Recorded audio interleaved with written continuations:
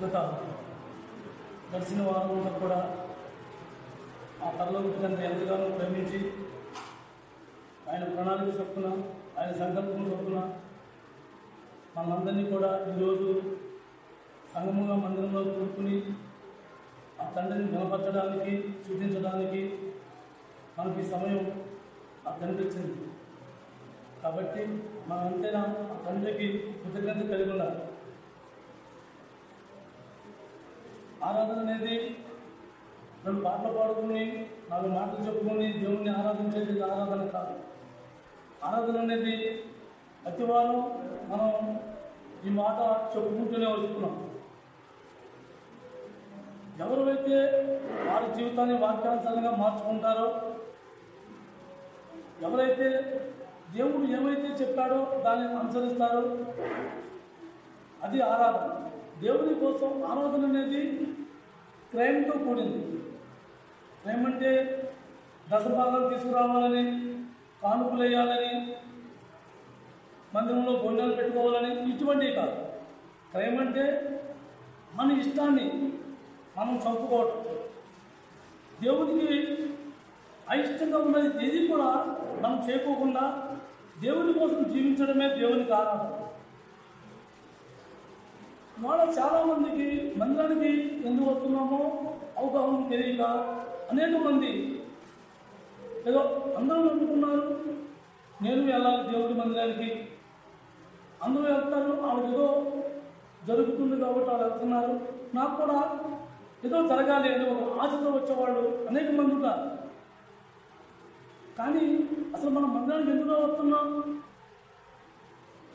యేసుక్రీస్తు ప్రభు అనే ప్రియుడు నాకన్నా ముందుగా వచ్చి నా కోసం వేచి ఉన్నా, నా ప్రభువుని నా ప్రియుడిని నేను కలవాలి అనే ఒక తపన కలిగి ఆ సన్నిధికి చాలా. ఎప్పుడైతే యవ్వనురాలు తన ప్రియుడి కోసం నాకన్నా ముందు వచ్చి అక్కడ ఉంటారనే ఒక తపన కలిగి ఎలాగైతే ముందుగా సిద్ధపడి వెళ్తుందో అలాగే క్రైస్తవులు కూడా దేవుని సన్నిధిలో రావడం అంటే నామకార్థంగా ఆదివారం మందిరానికి వెళ్ళాలి, కానుక వేసుకోవాలి, ప్రార్థన చేసుకోవాలి, పాఠశాలను కలవాలి ఇలా అనేది కాదు. నా ప్రియుడు కలవాలి. ఆ యేసుక్రీస్తు ప్రభు అనే నా ప్రియుడు ఉన్నాడు, నా ప్రియుడు నేను కలవాలి, నా ప్రియుడితో నేను మాట్లాడాలి, నా ప్రియుడు చెప్పిన ప్రతి మాట నేను వినాలి, నా ప్రియుడు నాకు ఏం చెప్తున్నాడో దాన్ని నేను అనుసరించాలి అనే ఒక ఆశ కలిగి ఆ ఆశ కోసం మనం ఆసక్తితో దేవుని మందిరానికి రావాలి. కానీ నేను వారం ఏదో కష్టపడ్డాను, ఈ అలా దేవుడి సంగతి కొంచెం గడుపుకోవాలి, దేవుని మీద కానుక వేసుకోవాలి, పాస్టర్ చెప్పిన మాట 2 మాటలు వినాలి, ఈ వారం అయిపోయింది. అది కాదు జీవితం. జీవితం అనేది యేసుక్రీస్తు ప్రభు వాక్యానుసారంగా ఏవైతే మనతో మాట్లాడుతున్నాడో, ఆ పరలోకపు తండ్రి ఏవైతే మనకు బోధిస్తున్నాడో దాన్ని అనుసరించి వారు కూడా మనం ఏమి నేర్చుకున్నామో, నేర్చుకున్న దాన్ని మనం ఏమనుసరించామో దాన్ని తీసుకొచ్చి ఆ ప్రభు పాదాల గారు పెట్టి, ప్రభు నా అర్పణ ఇదిగో, నా అర్పణ నీకు అంగీకారమేనా, నేను తెచ్చింది నీకు ఇష్టమేనా అనే చెప్పే స్థితిలో మనం ఉన్నాం. అది దేవునికి ఆరాధన.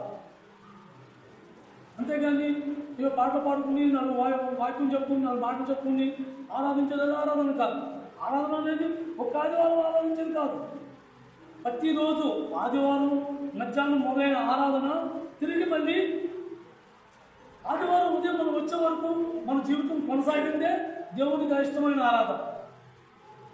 కాబట్టి మనం ఈ ఆరాధన ఈ వర్తమానం అనేది దేని గురించి అంటే, మనం ఏ సందర్భాల్లో దేవునికి త్వరగా ఉన్నామో, ఏ సందర్భాల్లో దేవుని విడిచిపెట్టి మనం జీవించామో, ఏ సందర్భాల్లో మనం దేవుని తప్పిపోయామో, ఏ సందర్భాల్లో దేవుని మనం అవివేకంగా మన జీవితాలు కొనసాగించామో ఆ వాటిలన్నింటినీ కూడా ఈ వాక్యానుసారంగా తెలుసుకుని వాటిని మనం సరిచేసుకోవడానికి వర్తమానం. కానీ ఆరాధన అనేది మన జీవితంతో కూడింది. మన జీవితంలో మనకి ఇష్టమైంది, దేవునికి ఇష్టం కానిది విడిచిపెట్టుకుని మనం జీవించడమే దేవునికి ఆరాధన. అయితే దేవుడే మనతో ఉన్నప్పుడు మనకి విరోధి ఎవరు? దేవుడే మనతో ఉన్నప్పుడు మనకు విరోధి ఎవరు? మనం శరీరంగా చూస్తే మనకు ప్రతిదీ విరోధమే. అనారోగ్యం కావచ్చు, ఆర్థిక ఇబ్బందులు కావచ్చు, లేక బంధుమిత్రులు కావచ్చు, లోకం ప్రతిదీ కూడా, ఈ లోకంలో ప్రతిదీ కూడా మనకు విరోధమే. ఎందుకు? దేవుడిని మనం సమీపంగా దేవుడి సరిగ్గా మనం చేరలేకపోతున్నాం కాబట్టి. దేవుడైతే ఆయన ఇష్టంగా సిద్ధంగా ఉన్నాడు. ప్రభా నాకు చేత కావట్లేదు, నాకు నేర్పించు, నాకు తెలియపరచు, నేను నీతో జీవిస్తాను, నేను నీతో ఉంటాను అని మనం ఆశపడతామో, ఎప్పుడు మనం అడుగుతామో ఆయన చేతగా సిద్ధంగా ఉన్నాడు. కానీ మనకు విరోధం ఇవన్నీ కూడా మనకు విరోధంగా ఎందుకు అనిపిస్తున్నాయంటే దేవుడితో మనం ఏకీపించలేకపోతాం. రోమీయులకు రాసిన పత్రిక 8వ అధ్యాయం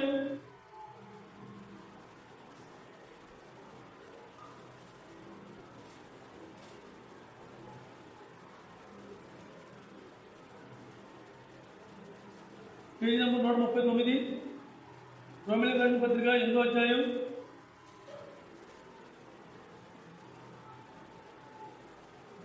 139, 8వ అధ్యాయం 31-32 వచనాలు కలిపి చూడండి. 31-32 వచనాలు చదవలేక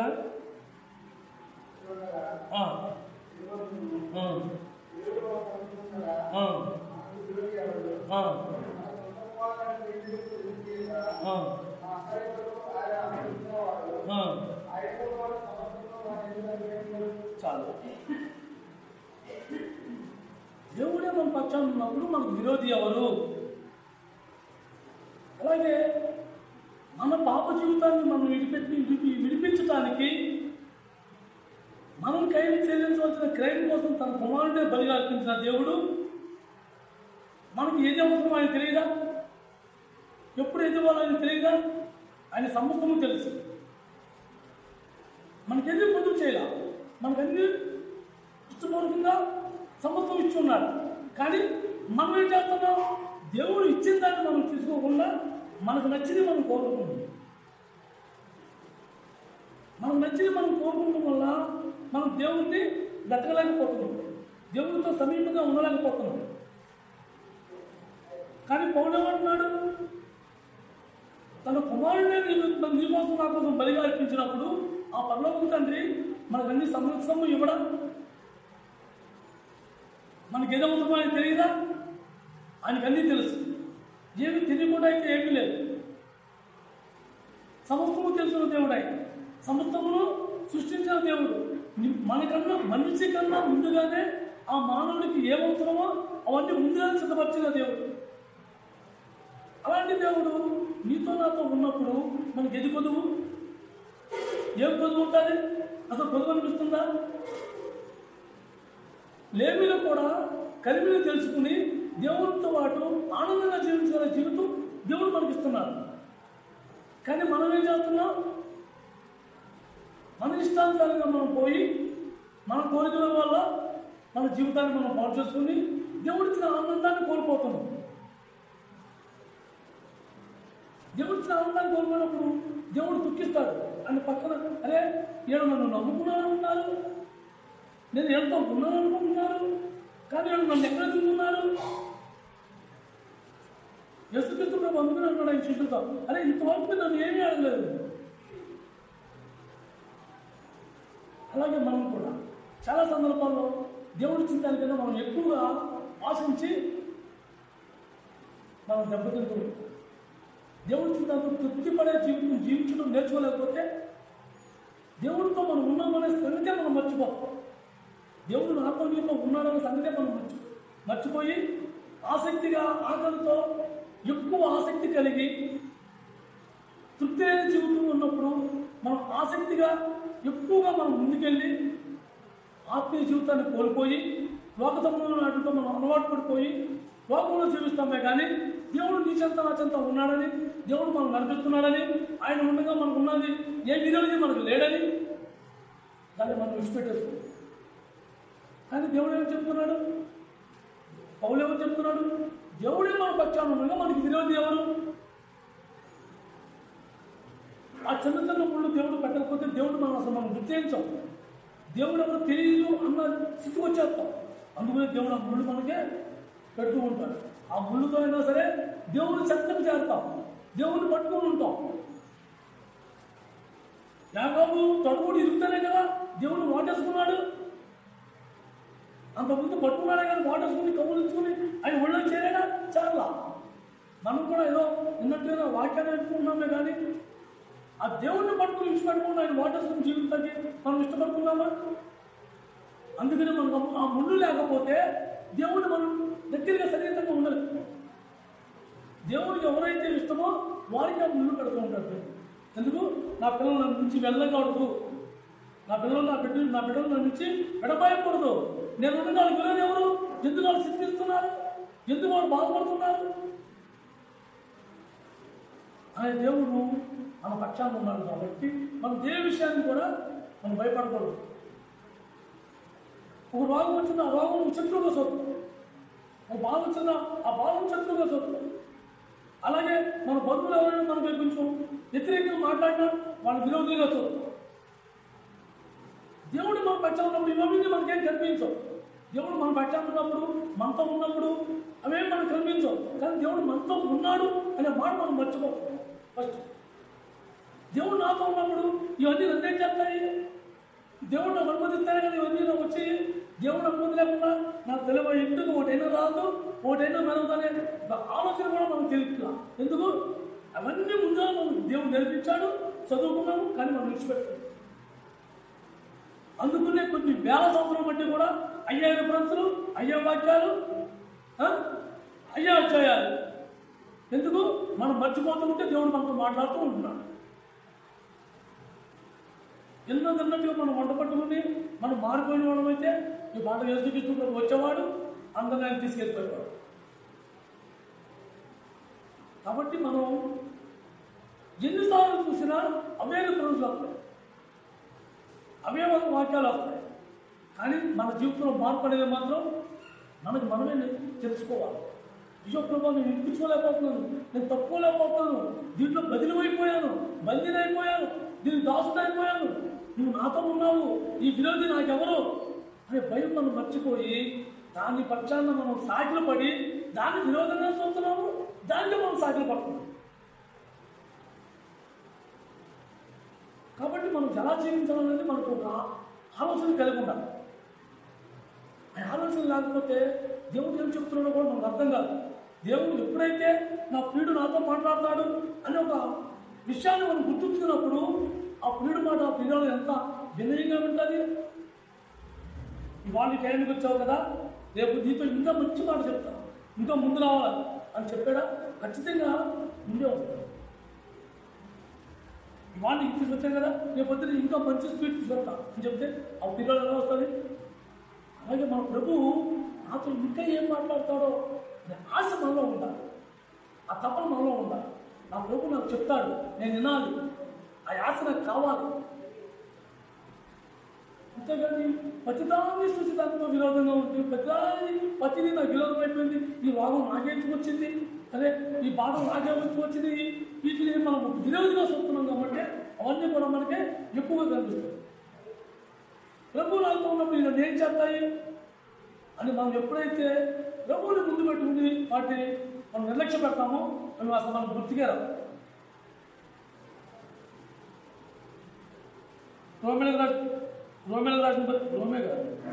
కొరింథీయులకు రాసిన పత్రిక 1 కొరింథీ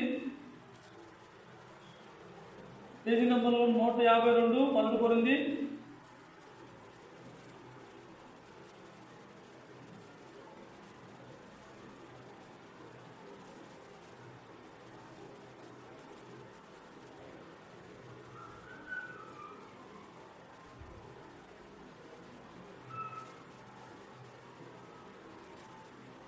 పేజీ నంబర్ 152, 1 కొరింథీ 10వ అధ్యాయం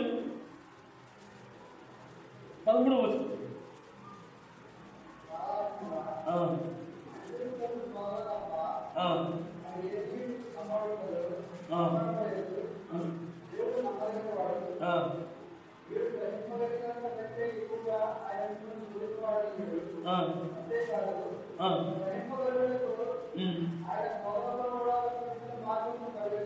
చాలు. ఎప్పుడైతే దేవుడు మన పక్షాన ఉన్నాడని మనం దేవుని మీద ఆధారపడి మనం జీవించడానికి ఇష్టపడతామో మనకు ఖచ్చితంగా శోధనలు వస్తూ ఉంటాడు, దేవుడు పరీక్ష పెడుతూ ఉంటాడు. అది కూడా ఏ మనిషి దేన్నైతే తట్టుకోగలదో, ఏ వ్యక్తి దేన్నైతే తట్టుకుంటుందో అవే పరీక్షలు పెడతాడు తప్ప దేవుడు మనం తట్టుకోలేని పరీక్షలు మాత్రం దేవుడు మనం పెట్టాడు. ఎప్పుడైనా సరే మనం గ్రహించుకోండి, మనం అనుకుంటాం అదే మనం చంపేస్తాం, ఇక్కడితో నా జీవితం అయిపోయింది అనుకుంటాం. కానీ చచ్చిపోతున్నామా? చచ్చిపోతాం. ఎందుకంటే దేవుడు ఏది అనుమతిచ్చినా సరే మనం దాంట్లో నేర్చుకోవడానికి అనుమతిస్తాడే తప్ప మన బాధపడలేదు మాత్రం కాదు. మనం నేర్చుకోవడం మానేసి మనం దుఃఖంతో పాపతో మనం విరోధిగా మనం భావించి విరోధి వైపు చూస్తున్నామే కానీ దేవుడు వైపు చూసి దేవుడు నాకు అనుమతించాడన్న అంత ఆలోచన మాత్రం మనం రాదు. దేవుడు తెలియదా మనం ఏది ఇవ్వాలో, ఏ వ్యక్తి ఎంతమంది కట్టుకుంటాడో ఆ వ్యక్తికి అంతే పెట్టాలి. ఓ మోటార్ సైకిల్ ఉంది, ఆ మోటార్ సైకిల్కి ఎంత సరుకు లోడ్ వేసుకుంటే అది ఎంతమంది ఎక్కితే అది లాగుతుందన్నది మనకు తెలియదా? బండి కొనేవాడు ఆ ఇంజిన్ తయారు చేసేవాడికి ఆ కెపాసిటీ దానికి అంతే ఎత్తాడు. ఆటో తయారు చేసేవాడికి దాన్ని ఎంతమంది ఎక్కాలో దాని కెపాసిటీ దానికి అంతే ఇస్తాడు. అలాగే ఒక బస్సు తయారు చేసేవాడికి దాని కెపాసిటీ ఎంతో దానికి అంతే ఇస్తాడు. 6 వ్యక్తి బైక్ కావాలంటే వెళ్తాడా? వెళ్తావు. అలాగే ఆత్మీయంగా ఎదిగే కొద్ది నీకు వచ్చే పరీక్ష నీకు పెద్దది వస్తుందే తప్ప నువ్వు తట్టుకోలేంత పరీక్షలు మాత్రం దేవుడు పెట్టాడు. మనం ఎంతైతే తట్టుకుంటామో అంతే దేవుడు మనకు అనుమతిస్తాడు. లేదు నేను చేయలేను గురువా, నాకు వద్దు, నీ పరీక్షలు నేను తట్టుకోలేంటవా ఇచ్చిపెట్టి వదిలేస్తాడు. నిన్ను పరీక్షించడు. మరి పరీక్షించినప్పుడు పరీక్షలో మనం గెలవనప్పుడు మరి దేవుడితో మనం ఎలా ఉంటాం? దేవుడితో సన్నిహితంగా మనం ఎలా ఉండగలం? దేవుడు ఏ స్థాయికి తగ్గ పరీక్ష ఆ స్థాయికి పెడతాడు, ఎవరు తగ్గ పరీక్ష వారికి పెడతాడు. అబ్రాహాము పరీక్షించినప్పుడు ఎలా పరీక్షించాడు? తన కుమారుడినే పరీక్షించాడు. తన కుమారుడు ఏమన్నాడు? నువ్వు ప్రేమించే విశ్వాసం నాకు బలిగా ఇచ్చేయాలి. ఎందుకు? ఆ పరీక్షకి అబ్రాహాము తట్టుకుంటాడన్న సంగతి తెలుసు, దేవుడికి తెలుసు. నువ్వు నేనైతే ఏమన్నా తెలుసా? ఇదేంటి ప్రభా, లేక నువ్వే కదా ఇచ్చావు తండ్రి, నిన్ను ఇంత వద్దు వృద్ధాపోయాము, నాకు ఆధారంగా ఉన్నాను ప్రభా, అరే ఆ బిడ్డ నువ్వు తీసుకుంటానంటే నేను ఎలా పదగలను ప్రభా, ఇన్ని మాటలు మాట్లాడతామా అని అబ్రాహాము ఏమంటాడు? అబ్రాహాము అయితే ఏమంటాడు? ఆదికాండం 2వ అధ్యాయం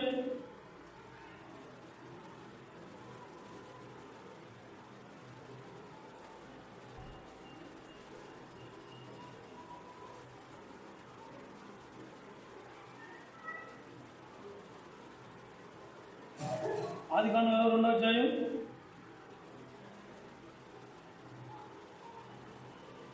7వ వచనం.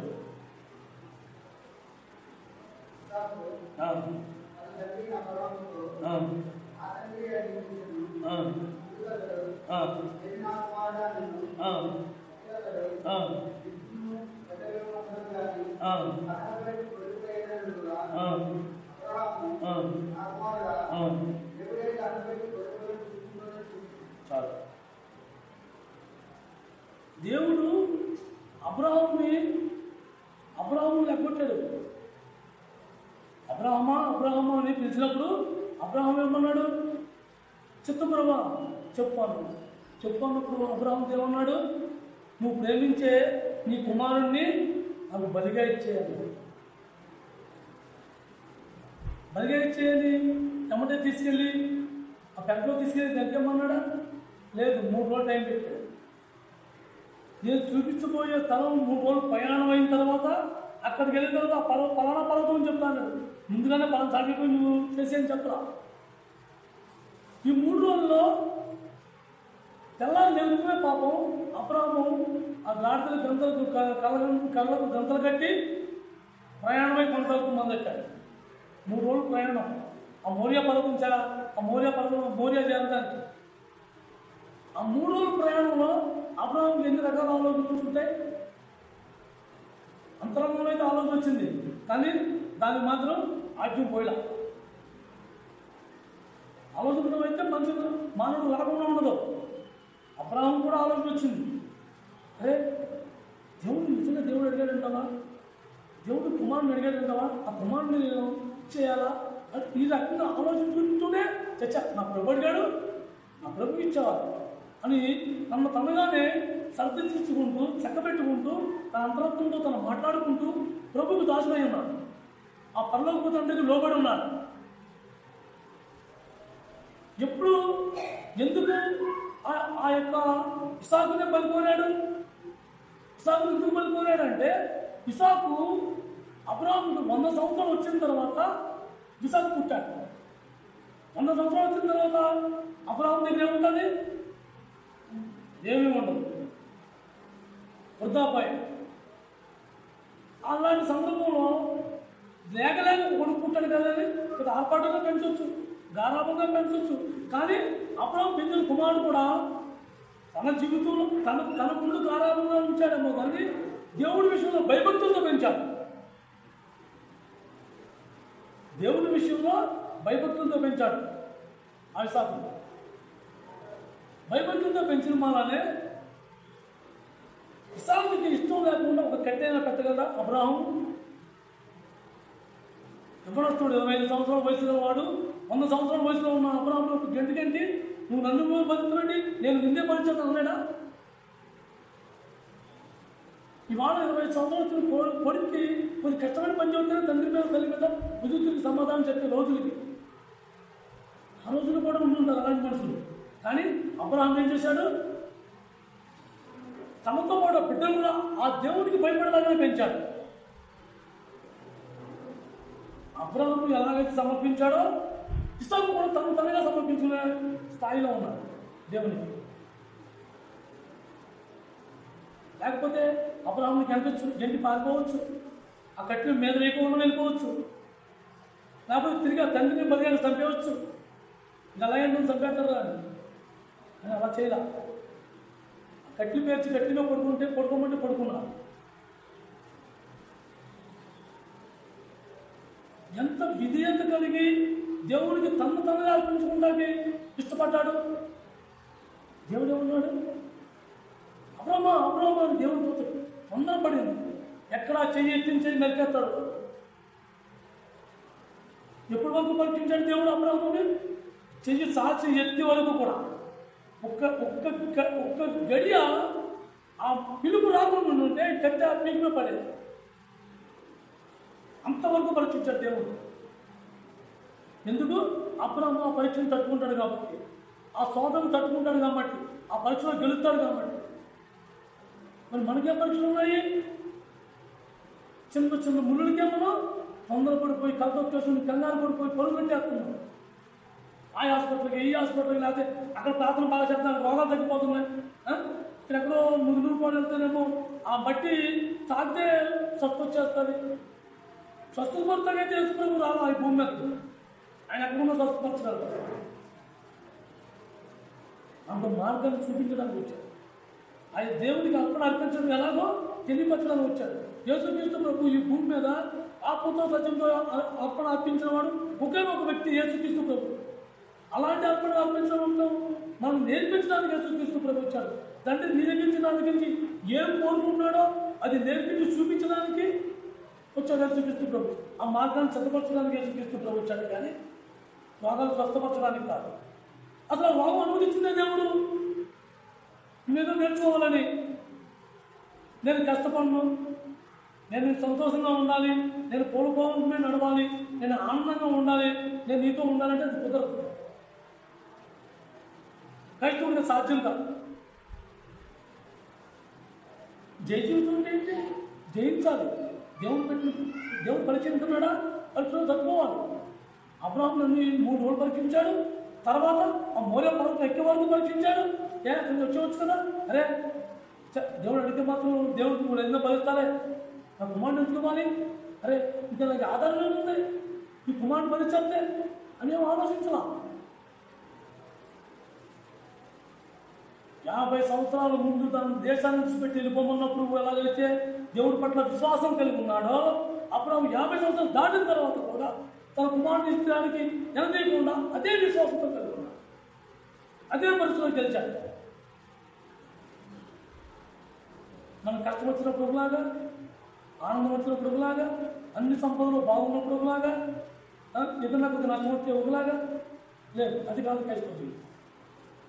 దేవుడిని ఒకసారి వెంబడించాలని మనం తీర్మానించుకున్నప్పుడు దేన్నైనా సహించే శక్తి కావాలి ప్రభు అని ఆయన మనం పోరాడాలి, ఆయన మనం అడగాలి.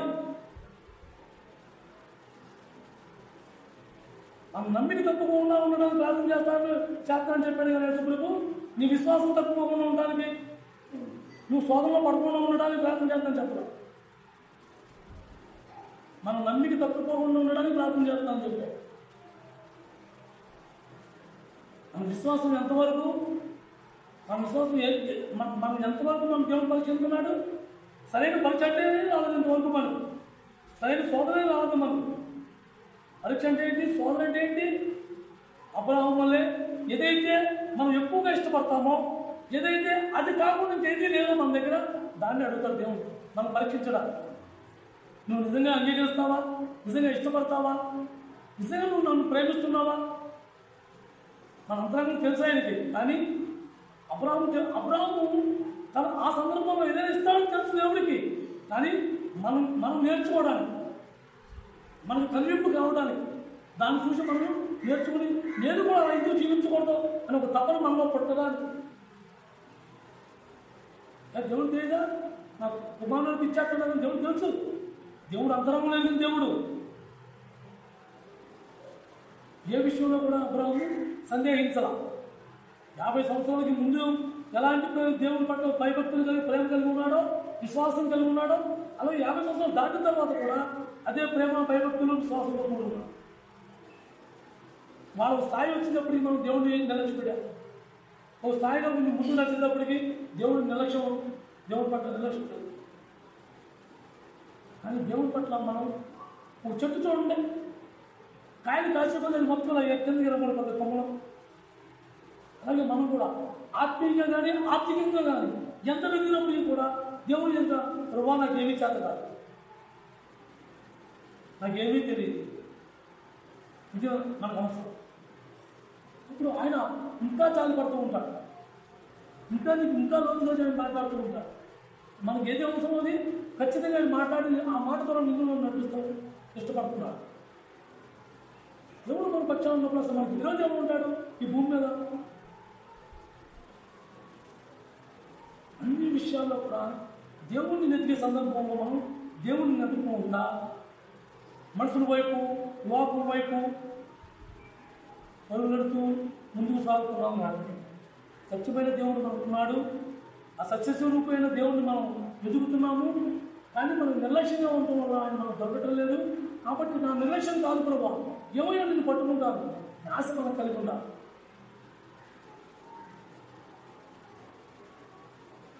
ఆ పక్కన మనం వెళ్ళే దాంట్లో మురుకుంటుంది, దాంట్లో రోజు ఎన్ని రకాలు పడేస్తూ ఉంటారు. అది ముట్టుకుంటే అంత వేత వస్తాయి. అలాంటి దాంట్లో చేతితో ముగ్గురు దాన్ని పడిపోయింది. అప్పుడు మనం దాన్ని ఏం చేస్తాం? ఏమైనా సరే దాన్ని అంతా పిసికి కలిపి యుద్ధం సాధించాలని బయట తీయాల్సి. ఎందుకు? అది విలువైంది కాబట్టి. దానికన్నా విలువైన దేవుడు అలాంటి పరలోకం తండ్రికి మనం ఎంత నిర్లక్ష్యం పెట్టాలి. ఆయన పట్ల మనకు విశ్వాసం ఉన్నప్పుడు, ఆయన పట్ల మనకి ఆసక్తి ఉన్నప్పుడు దేవుడి కోసం మనం ఎందుకు జీవించలేకపోతున్నాం? కాబట్టి మనం ఎలా జీవించాలో దేవుడు మనకు చెప్తున్నాడు. మనం ఎలా జీవించాలో దేవుడు మనకు చెప్తున్నాడు, నేర్పుతున్నాడు. కాబట్టి మనం జీవించడం నేర్చుకోవాలి. ఎవరి దగ్గర? యేసుక్రీస్తు ప్రభు దగ్గర. ఆ ప్రభు దగ్గర కూర్చుని మనం నేర్చుకోవాలి. ఎంత ఎదిగా ఉన్నది కాదు, మేము నేర్చుకుంటున్నా ఉన్నది కాదు, నేర్చుకుని దాన్ని అనుసరిస్తున్నామా లేదా, ఇది ఇంపార్టెంట్. ఎప్పుడైతే మనం దాన్ని అనుసరిస్తున్నామో అదే దేవుడికి ఆరాధన.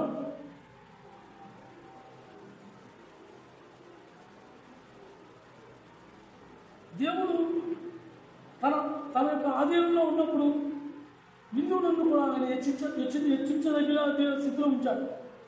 అలాగే ఆయన యొక్క తీర్మానంలో జీవించిన వ్యక్తులు అనేక మంది ఆయన హెచ్చించి ఉన్నాడు, ఆయన కనపరిచాడు. అలాగే సొలొమోను రాజు కూడా కనపరిచాడు. సొలొమోను రాజు ఉన్నాడు, ఇటువంటి వ్యక్తి ఇక ముందు లేడు, ఇంకా రాడు. అంతగా కనపరిచాడు సొలొమోను రాజు. నిన్ను నన్ను కూడా అలాగే ప్రేమించాడు ఆయన. ఆ సొలొమోను రాజు అన్నట్టు నిన్ను నన్ను కూడా అన్నాడు. నా బిడ్డ నా కోసం సాక్ష్యం ఇస్తుంది. మా బాప్టిస్టులో మునిగినప్పుడు ఆ చెరువులో మునిగినప్పుడు, ఆ నీటిలో మునిగినప్పుడు అప్పుడు అన్నాడు, నా కోసం నా బిడ్డ సాక్ష్యం ఇస్తున్నాడు. అప్పుడు స్థితి ఏంటి, ఇప్పుడు స్థితి ఏంటి, మనమే తోపేసుకోవాలి. ఆ సొలొమోను రాజు కూడా అలాగే అన్నాడు. మొదటి రాజుల గ్రంథం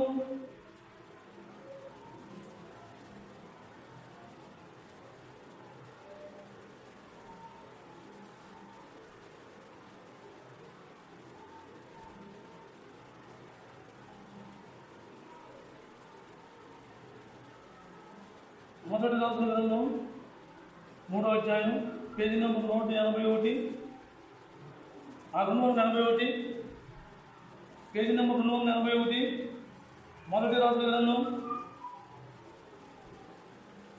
3వ అధ్యాయం 12వ వచనం.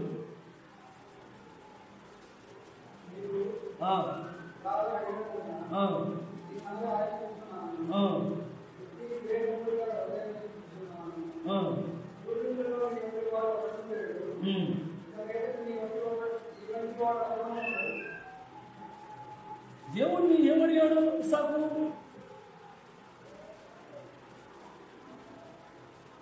9వ వచనం చదవండి.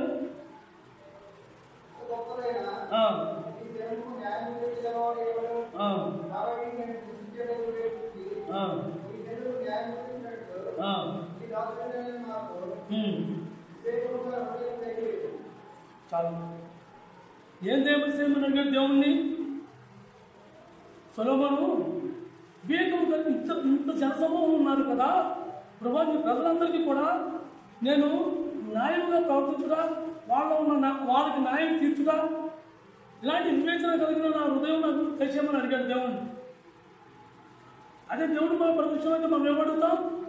ప్రభా, నా కుటుంబం అంతా రక్షింపబడాలి, నా కుటుంబం అంతా నీతో ఉండాలి, నా కుటుంబం ఎప్పుడు కష్టపడకూడదు, నా కుటుంబానికి సరిపడ తరతరాల ఆస్తి మాకు కావాలి. కానీ దేవుని పట్ల ఆసక్తి కలిగిన వాడు ఎలా అడుగుతాడు? దేవుని ప్రజల కోసం నేను అందరికీ న్యాయం తీర్చేలా నేను ఉండాలి. అందరికీ సమానం అంటే ఏంటి? అందరికీ న్యాయం తీర్చాలంటే ఎలా తీర్చగలరు? అందరినీ ఒకేలాగా ప్రేమిస్తే. అలాంటి మనసు కావాలని కోరుకున్నాడు సొలొమోను. అలాంటి సొలొమోను ఆఖరికి వచ్చినప్పుడు ఏమయ్యాడు? భ్రష్టుడైపోయాడు.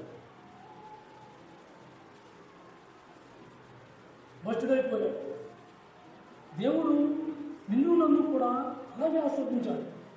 ఎప్పుడైతే మనం బాప్టిజంలో మనం సాక్ష్యం ఇచ్చామో, మా చావుకు చెప్పినట్టుగా ఇంత గొప్ప సాక్ష్య సమూహము ఆ మేఘములే ఆవరించి ఉన్నది అన్నప్పుడు, అంత గొప్ప సాక్ష్య సమూహంలో మనం సాక్ష్యం ఇచ్చినప్పుడు, దేవా ఇంతవరకు నేను ఇష్టంగా జీవించాను, ఇక మీద నేను నీ కోసం జీవిస్తున్నాను అని మనం ఎప్పుడైతే సాక్ష్యం ఇచ్చి దాంట్లో ముగినప్పుడు దేవుడు సంతోషించాడు. అరే, నా బిడ్డ నా కోసం జీవిస్తున్నాడు, నా కుమారుడు నా కోసం జీవిస్తున్నాడు అంటున్నాడు. వాడు ఏమంటున్నాడు? అపవాదిని ఈయన కోసం నువ్వు ప్రాణం పెట్టింది. ఏవి సాక్ష్యాలు? సొలొమోను కూడా అలాగే. ఎప్పుడైతే సొలొమోనుకి అజ్ఞానం వచ్చి, అయ్యో సొలొమోన్ని ఇంకో ఏదో దేశంలో ఒక రాణి వచ్చి అతని యొక్క అతని యొక్క జ్ఞానం పరీక్షించడానికి ఆ రాణి వచ్చింది. గాడ్ల మీద, ఆ ఒంట్ల మీద బంగారం ధనాన్ని ఇచ్చుకుని అతనికి కానుక ఇవ్వడానికి. అలాంటి సొలొమోను రాజు ఏమైపోయాడు?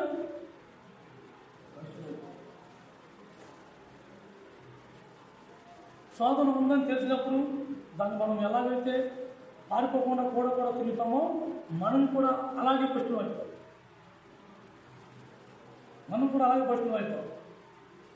రాజుల గ్రంథం 11వ అధ్యాయం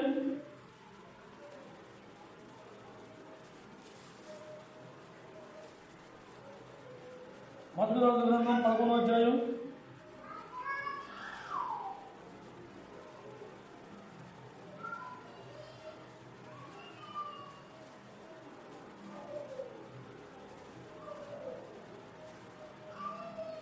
పేజీ నెంబర్ 290.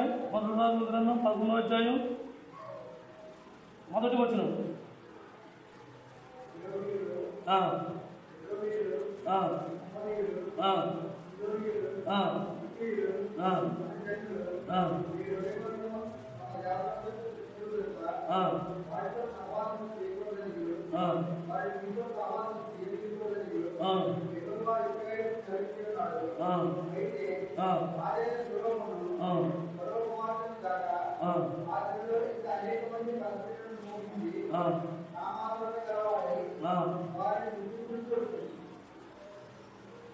ఎలా బయటైపోయాడు? ఎప్పుడైతే ఆ దేశం అంతా కూడా, పక్క దేశాలు కూడా సులభం ఎంతో జ్ఞానవంతుడు, ఎంతో వివేచన గలవాడు, గొప్పగా తీర్పు తీరుస్తాడు అని అనేకమైన తీర్పులు కూడా తీర్చాడు. ఎవరికి సాధ్యం లేని తీర్చాడు. ఇద్దరు స్త్రీలు ఒక బిడ్డను చంపి ఇంకో బిడ్డ కోసం ఇద్దరు దెబ్బలాడుకున్నప్పుడు ఆ బిడ్డ ఎవరు బిడ్డ తీర్పులు అది కూడా మనం చదివాం ఎలా తీర్చాడు. అలాగే ఆయన ప్రతి విషయంలో కూడా జ్ఞానం దేవుడిచ్చిన జ్ఞానాన్ని వినియోగించాడు. కానీ ఎప్పుడైతే జనం పొగుడుతూ వచ్చారో అనుకోకుండా గర్వం పెరిగింది. ఆ గర్వం వల్ల నేను రాజుని అనే ఒక ఆంభావం కలిగింది. ఆ రాజు అనే ఆంభావం కలిగినప్పుడు అనేకమైన స్త్రీలతో సంబంధం పెట్టుకున్నాడు. అనేకమైన స్త్రీలతో సంబంధం పెట్టుకున్నప్పుడు ఏమైపోయాడు?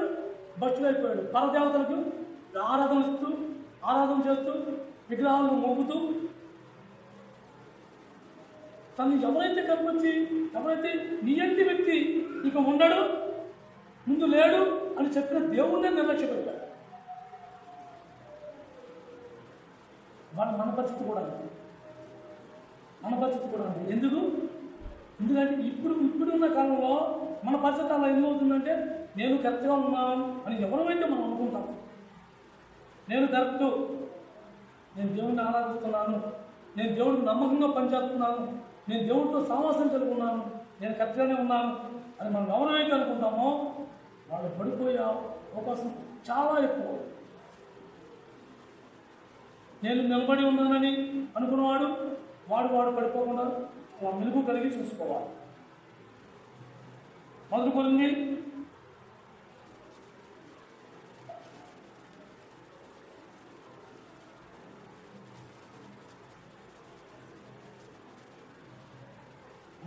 10వ అధ్యాయం పేజీ నంబర్ 152.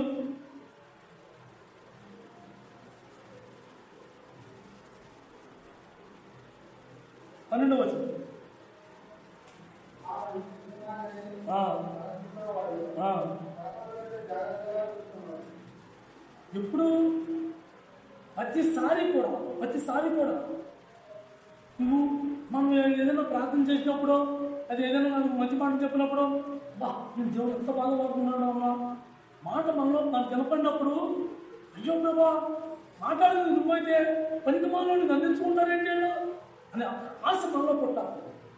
అలాగే ఓ స్త్రీ అయినా సరే ఏదైనా నాకు మంచి మాట అమ్మా నువ్వు నిజంగా దేవుడు పెట్టావమ్మా, నీకు చాలా మంచి పనులు చేస్తున్నామ్మా అన్నప్పుడు కూడా ప్రభా నువ్వు చేయండి నేను చేశాను కానీ నేను ఏర్పడిందండి అని గర్వంతో మనం ఉండకుండా తీరు మనసు కలిగి దేవుని దగ్గర మనం సాగిలు పడాలి. నేను కరెక్టు, నేను చేసిన నాకు నా ప్రభువుకి తెలుసు అనే సంభాషణ మనలో వచ్చిందా నువ్వు ఇలాగే పడతావు, సులభంలాగానే పడతావు. మనం ఏం చేస్తామో మనం తెలియకుండానే మన ప్రయాణం పక్కదారంలో చాలా దాకా ప్రయాణం అయిపోతాం. తెలుసుకునేటప్పటికి చాలా దూరం వెళ్ళిపోతాం. అక్కడి నుంచి మళ్ళీ ఏడుకొచ్చి మళ్ళీ ఏళ్ళ కలవాలంటే చాలా కష్టపడాలి. కాబట్టి మనం ఎలా ప్రయాణం చేస్తున్నామో మనం ఆలోచన కలిగి ఉండాలి. దేవుడు ఏం చెప్తున్నాడో దాన్ని మనం మనసులో పెట్టుకోవాలి. ఎప్పుడైతే ఒక అర్పణ అర్పించేటప్పుడు ఆ అర్పణ నేను అర్పించేది సత్యమైన దేవుడు వాగ్దానం చేయాలి, దేవుడు చెప్పాలి. కానీ నాకు నేనుగా చెప్తున్నది అది గొప్పతనం కాదు, అది గొప్పది కాదు అసలు. ఎందుకంటే నన్ను నేను కనపరుచుకుంటాను, నా ప్రభు నేను కనపరచుట్లో ప్రభుని కనపరిచేవాడైతే మౌనంగా తీసిన దేవుడి ముందే పెడతారు. నేను చేస్తాను, నేను ఇచ్చేస్తాను, నేను ఇచ్చేసి అలా చేశాను అవుతూ చెప్పుకోడు. కాబట్టి మనం ఎది చేసినా సరే దేవుడికి మహిమకరంగా ఉండాలి. మనం దీనులమై దేవుడి ముందు కూర్చోవాలి.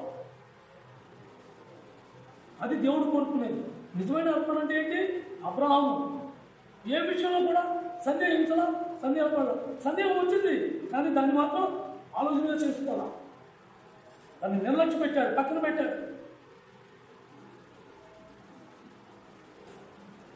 అబ్రహాము చేసిన పరీక్షలో దేవుడికే ఆ పరీక్ష ఎదురైంది. 2000 సంవత్సరాలు దాటిన తర్వాత యేసుక్రీస్తు ప్రభుని బలివ్వడానికి ఆ ప్రభు కూడా, ఆ పరలోకపు తండ్రి కూడా అలాగే విడిచిపెట్టాడు. అబ్రహామును చూసి ఆనందించాడు, సంతోషించాడు. వాడు నిన్ను నన్ను ఎందుకు సంతోషించలేము? దేవుడు మనం చూసి ఎందుకు సంతోషించలేము అంటున్నాడు. మనం రోజు బైబిల్ చదువుతాం కదా, రోజు వాక్యం ధ్యానించుకుంటాం కదా, రోజు దేవుడితో సంభాషణ జరుగుతుంది కదా, అయినా సరే దేవుడు మనం చూసి ఎందుకు సంతోషించట్లా?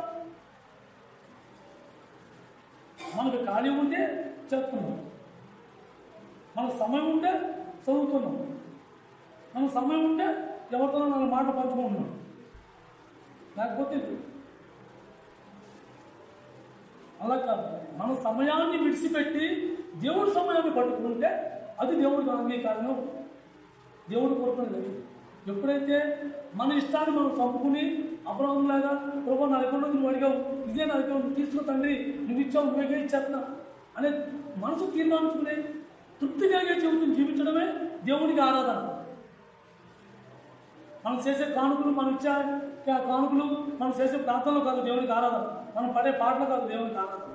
ఆరాధన అనేది క్రైమ్తో కూడింది. దేవుడిని ఏమడుతున్నాడు? నీ ఆత్మ ఇమ్మంటున్నాడా? నీ బిడ్డలు ఇమ్మన్నాడా? మీ భర్తలు ఇమ్మన్నాడు? మీ భార్యలు ఎవరిని అడిగాడు?